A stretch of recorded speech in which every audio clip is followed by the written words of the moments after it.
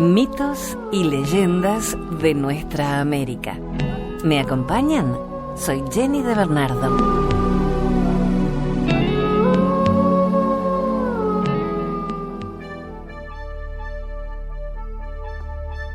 La Chaya y el Pujlay, una leyenda diaguita.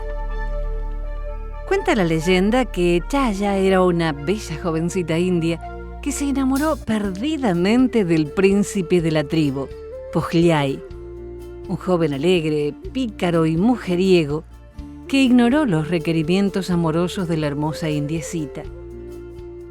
Fue así como aquella, al no ser debidamente correspondida, se internó en las montañas a llorar sus penas y desventuras amorosas. Fue tan alto a llorar que se convirtió en nube. Desde entonces, solo retorna anualmente, hacia mediados del verano, del brazo de la diosa luna, Quilla, en forma de rocío o fina lluvia. En tanto, Pujlay, sabiéndose culpable de la desaparición de la joven india, sintió remordimiento y procedió a buscarla por toda la montaña infructuosamente. Tiempo después, enterado el joven del regreso de la indiecita a la tribu con la luna de febrero, volvió él también al lugar para continuar la búsqueda. Pero fue inútil. Allí, la gente que festejaba la anhelada cosecha lo recibía con muecas de alegría. Él, por su parte, entre la algarabía de los circundantes, prosiguió la búsqueda con profunda desesperación, aunque el resultado fue totalmente negativo. Por ello, derrotado, terminó ahogando en chicha su soledad, hasta que luego, ya muy ebrio, lo sorprendió la muerte. Punto final de un acontecer que se repite todos los años a mediados de febrero. La tradición popular rescató a estos personajes y en sus vocablos se demuestra el sentido de esta fiesta. Chaya, en quichua, agua de rocío, es símbolo de la perenne espera de la nube y de la búsqueda ancestral del agua, algo que no abunda en La Rioja y es vital, y Pujlay, que significa jugar a alegrarse, quien para estos carnavales vive 3 días hasta que es enterrado hasta el próximo año.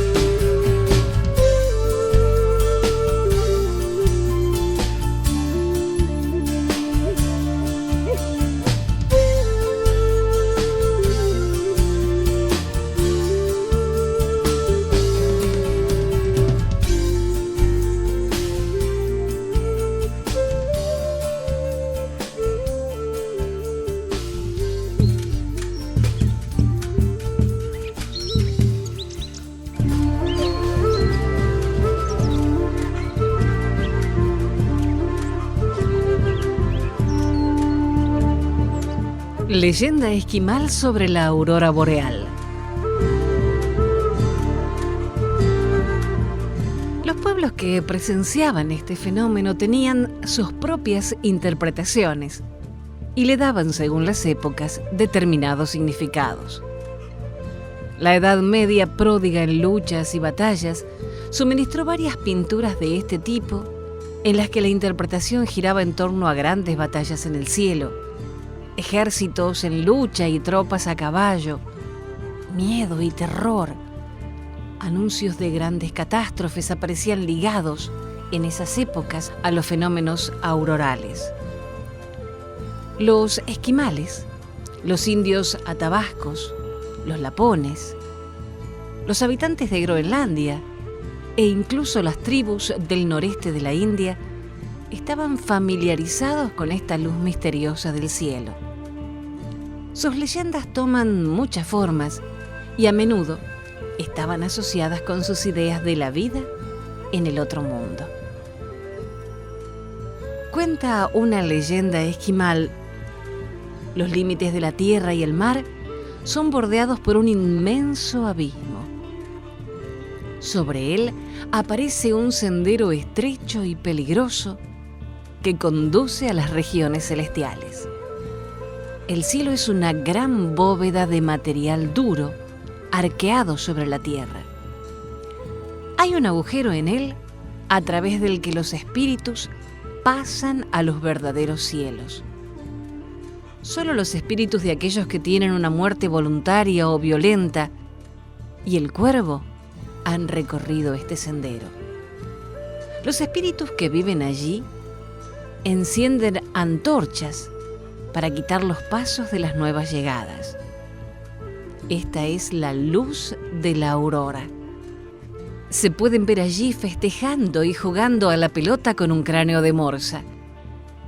El sonido silbante y chasqueante que acompaña a veces a la aurora son las voces de esos espíritus intentando comunicarse con la gente de la tierra. Se les debería contestar siempre con voz susurrante. A los espíritus celestiales se les llama moradores del cielo.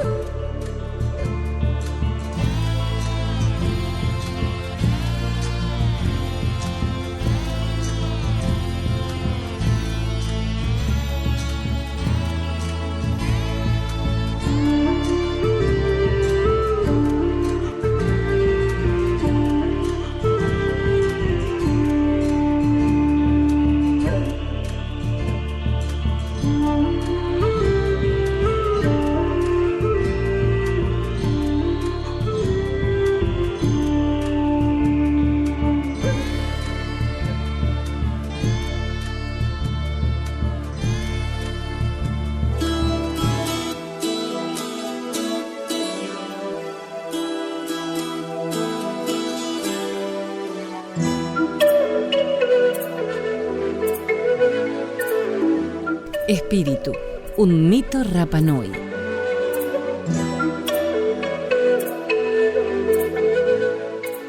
Rapa Nui es el nombre de una etnia habitante de la isla de Pascua, en Chile. Esta denominación se hizo posteriormente extensiva para denominar tanto al pueblo aborigen como a su idioma y a la isla que habitan. La comunidad estaba dividida en tribus con clases muy estratificadas, cada una de las cuales ocupaba una zona, siempre con franja costera. Se estima que su población sufrió en el pasado una crisis de sobrepoblación, lo que habría provocado guerras entre las tribus, luego de las cuales los nativos comenzaron a vivir en cuevas y debieron padecer periódicamente la escasez de alimentos. El siguiente mito, versión de Oreste Plat, trata sobre el demonio Aku Aku. Unos diablos, una tarde calurosa, se despojaron de sus ropas para entregarse al sueño. Pero aconteció que pasó un joven de apuesta figura y pudo observar con gran admiración que sus cuerpos carecían de carne y se les podía ver y contar las costillas. A Takuijo, que así se llamaba el joven, se le quedó fuertemente grabado en la memoria tan extraño espectáculo. Otro diablo por ahí cercano había estado observando la escena y prorrumpió en grandes gritos hasta despertar a sus colegas y les refirió que Takuijo los había sorprendido durmiendo. Los diablos, por temor al ridículo en que caerían entre los isleños si Takuijo contaba algo sobre su curiosa contextura, resolvieron salirle al encuentro, jurándose darle muerte si les decía que los había visto desnudos. Interrogado el joven, que no tenía un pelo de tonto, negó con todo aplomo. Juró en tal forma que los diablos lo creyeron sincero. Los diablos lo acompañaron hasta su casa y no dejaron de vigilarlo y escuchar sus conversaciones por si hacía comentarios sobre sus escuálidos cuerpos. Durante 2 días estuvieron escuchando, pero el joven les había espiado y guardaba la más absoluta reserva. Después de ese tiempo se retiraron, seguros de que el secreto de sus ridículos cuerpos no era conocido por ningún mortal. Pero cuando Takuijo se vio libre de los diablos, cogió un trozo de toromiro y talló en él la figura descarnada que tenía en su memoria. Tal fue la razón de las primeras imágenes de Aku Aku que se hallaron en Pascua.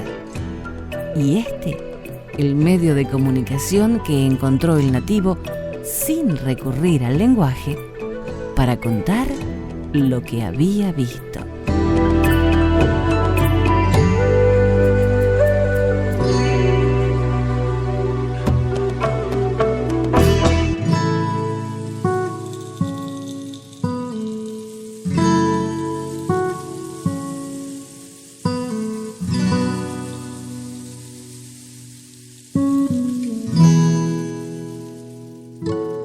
El Cerro Punta Negra.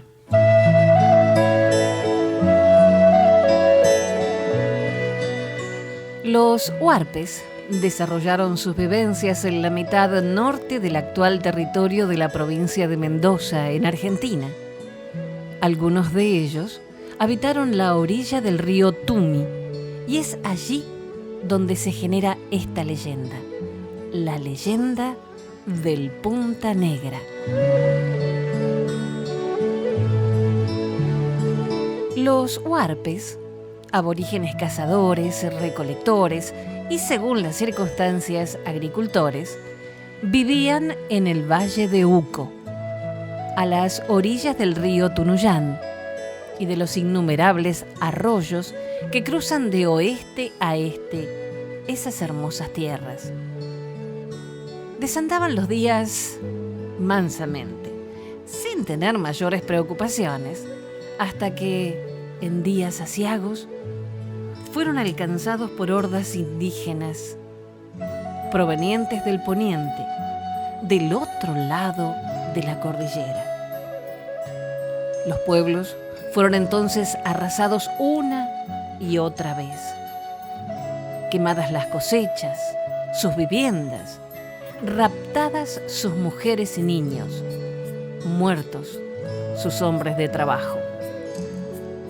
Cahuen, hijo altivo de un cacique huarpe, cansado de tanto pillaje, de tanta injusticia, un día formó una tropa y partió rumbo al poniente, a la Sierra Andina, para buscar la solución al problema que vivía su gente. No encontraron a los bandidos, pero sí sus rastros. Encontraron el paso por donde raudamente los malvivientes ingresaban al Cuyum y escapaban luego de cometer sus fechorías. Prontamente decidieron levantar un muro en un punto en el que la quebrada se angostaba lo suficiente. Piedra sobre piedra, arcilla y agua, piedras. Levantaban más piedras sin descanso, sin resuello, solamente pensando en la seguridad de la tribu que esperaba en el valle que Cahuen encontrara la solución a tantos males. El trabajo era harto duro. Los guerreros se sentían fatigados e hicieron un alto al llegar las sombras de la noche. Cahuen, haciendo un extraordinario derroche de fuerza, continuó con la labor. No le importaba la oscuridad ni el frío de la nieve cercana. Seguía y seguía. Le bastaba para ello el solo pensar en su gente y en todo lo que los maleantes llegaban a destrozar, las cosechas, por aquel paso que habían hecho. El sol del amanecer mostró con sus rayos un nuevo muro, un cerro que se apareció a la vista de los guerreros. ¡Es Cahuen! Sí, Su negra cabellera semejaba rematar el cerro. Así lo atestiguaron los huarpes de la caravana. Cahuén no apareció. Se fue con la luna. Cahuén se transformó en el nuevo cerro, que desde entonces protegió los huarpes de los maleantes transcordilleranos. Desde entonces, el cerro Punta Negra, tal como era la cabellera de Cahuén, dominó los altos e impidió pasar a las hordas asesinas.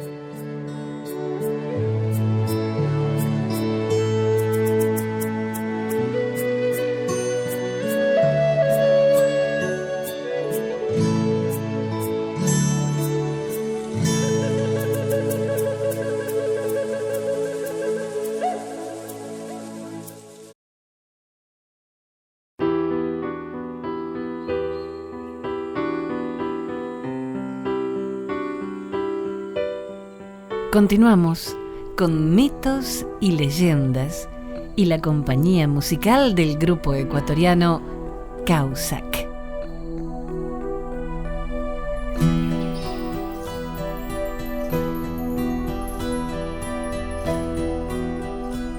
La profecía del arco iris.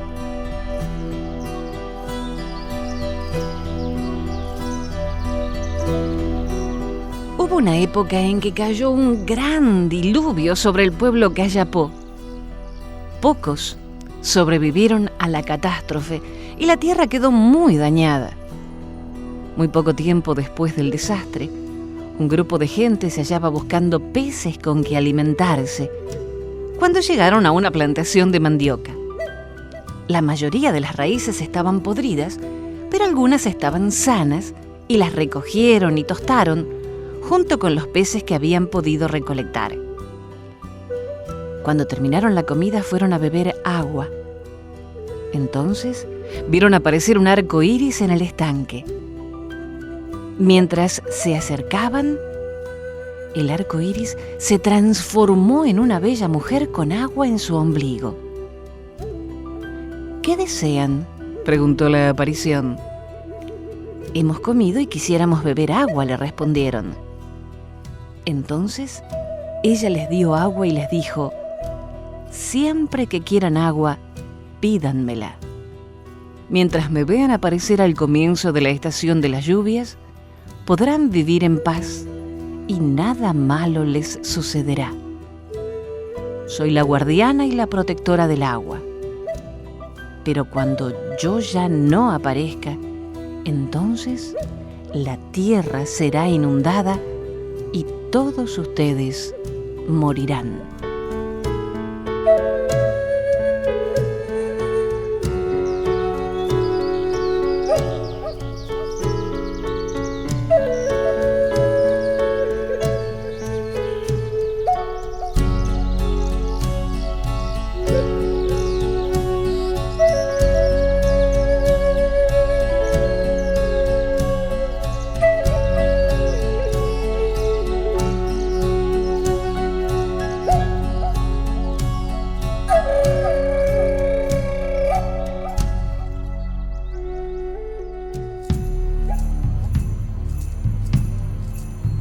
De la página poesiasalvaje.org extraemos de María Elena Sancho, Indígenas Americanos.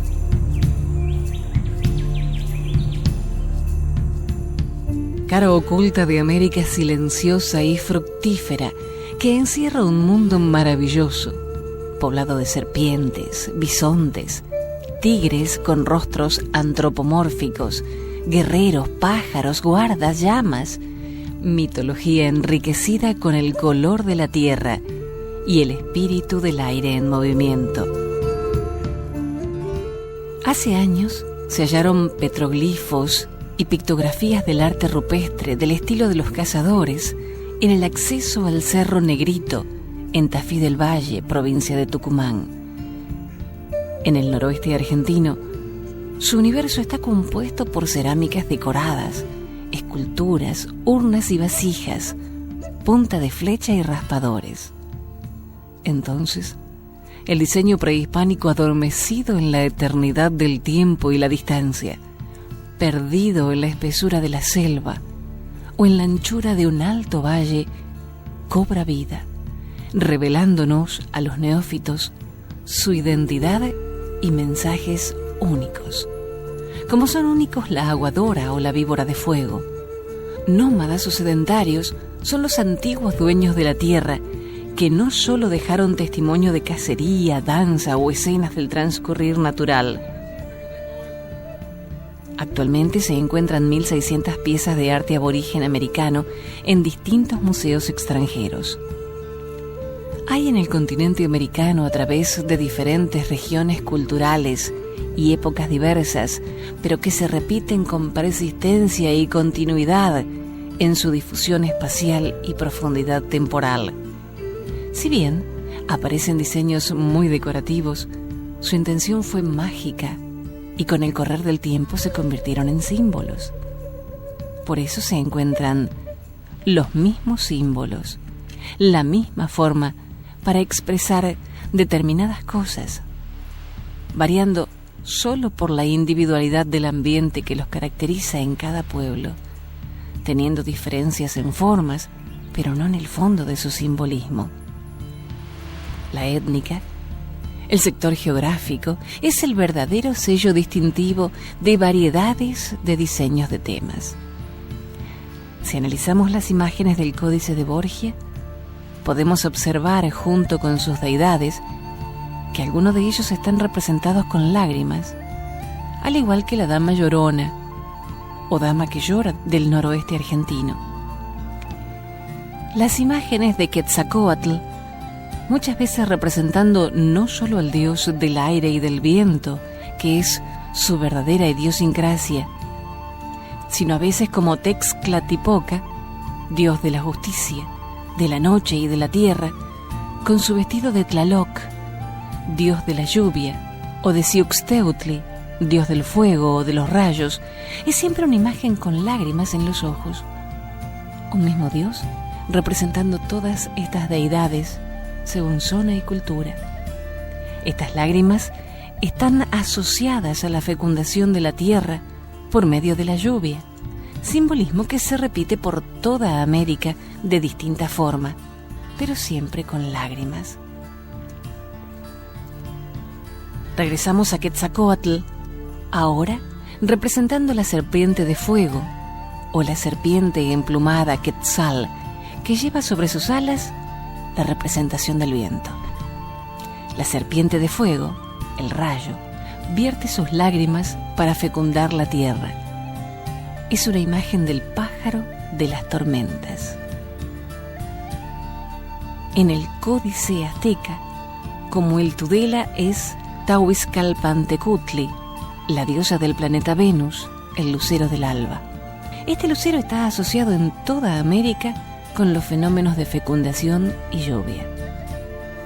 Existe una leyenda aymara, boliviana, sobre la Chasca Quiullur, la estrella de los cabellos ondulados, deidad guardiana de las doncellas y de la primavera, que al sacudir su rizada cabellera cae el rocío que fecunda la tierra. Chasca Quiullur fue para los aymara el planeta Venus, como la vemos también asociada con la fecundación de las mujeres. Si consideramos que las deidades aztecas sumaban más de 600, es muy importante observar que solo en las deidades relacionadas con la lluvia aparezcan estas lágrimas. Al pasar a Tiahuanacu, el personaje principal de la Puerta del Sol, en un sinnúmero de cerámicas o envoltos de piedra, esta deidad, llamada Llorona, asocia a los cóndores, al aire y a los peces, sapos y el agua. Estas figuras llevan en general cetros en forma de cabezas de cóndor o de peces. La representación de Pumapunku es una estela cuyas líneas quebradas semejan rayos, en tanto los espirales semejan las nubes en movimiento y el viento en forma de remolinos. En el Museo de Oro en La Paz, Bolivia, podemos ver las máscaras ceremoniales de esta cultura que representan todas con lágrimas. La víbora asociada a estas representaciones, a veces saliéndole de la boca, a veces también como trenza de la deidad, otras como turbante, es otro detalle importante. Las famosas lloronas se representan por toda América. En Bolivia son también representadas en urnas del Oriente y las de los monolitos de Huancane en Jesús de Machaca, de cuyos ojos salen lágrimas terminadas en flechas, y en zigzag de rayo, figuras mágico-religiosas que pertenecen a la peculiar concepción del mundo andino. Entre los mitos de Charazani, recogidos por Blitas Povete, también tiene una línea de zigzag que está conectada al camino o río celeste, y relacionada con la serpiente, el rayo y la Vía Láctea, esta última llamada Chascañam o Collur Mayu, o río de estrellas, muy temido, porque ellos pensaban que cogía el agua que luego derramaba sobre la tierra. Las culturas del período formativo de Bolivia, sobre todo en el estilo pajano, en Jesús de Machaca, tienen 2 caras y serpientes a los costados, además de sapos y rostros humanos con lágrimas en los ojos. Son las mismas deidades agrarias de toda Latinoamérica, incluyendo Argentina, que fue representada con la Dama que llora, o Aguadora en Tafí, Tucumán, Candelaria, Aguada, Sunchituyoj y Calchaqui, todas al noreste de Argentina. Luego fue llamada Pachamama, o Madre Tierra, que es también símbolo de fertilidad y que siempre se encuentra asociada a las deidades atmosféricas. El pájaro de la tormenta, el viento, rayo, relámpago convertido en zigzag, víboras de fuego, serpientes voladoras, también los mitos de los héroes de Oriente, casi siempre rubios, barbudos y de ojos celestes, que representaban el sol y prometían volver como Quetzalcóatl. Viracocha son otro de los mitos comunes en toda América. Los aborígenes no consideraban al trabajo como un castigo, sino algo necesario para el hombre. Los trabajos agrícolas eran de carácter obligatorio. El trabajo resultaba de la armoniosa cooperación humano-divina. La Madrecita Tierra era una deidad benéfica que le dispensaba todo lo que se necesitaba. Justicia económica consistía en que todos los hombres en forma cooperativa repartían sus necesidades imprescindibles. Nunca se luchó por la propiedad de la tierra, porque la tierra era de los hombres y ésta había sido dada por Dios para su usufructo, para que se trabaje y dé sus frutos. El sistema de propiedad privada no se conocía.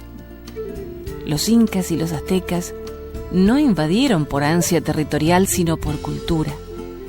El trabajo se hacía en forma colectiva y voluntaria, y el producto de la tierra pertenecía a cada individuo y a sus familias. No existía ambición basada en la mayor cantidad de bienes por acumular riqueza. A nadie le faltaba, pero tampoco producen más de lo que les hace falta. Leyes religiosas que protegían los bosques, animales y agua.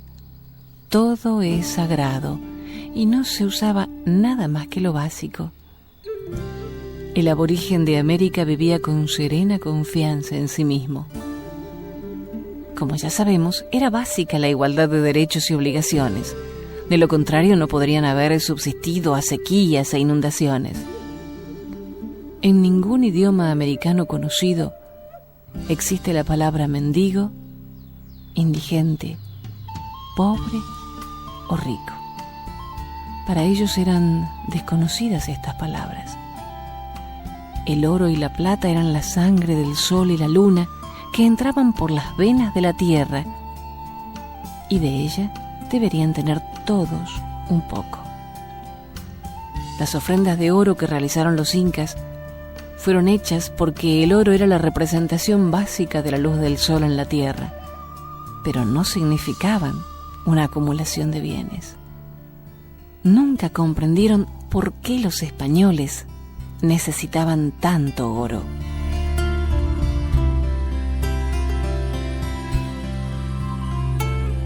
Hasta el próximo relato. Soy Jenny de Bernardo.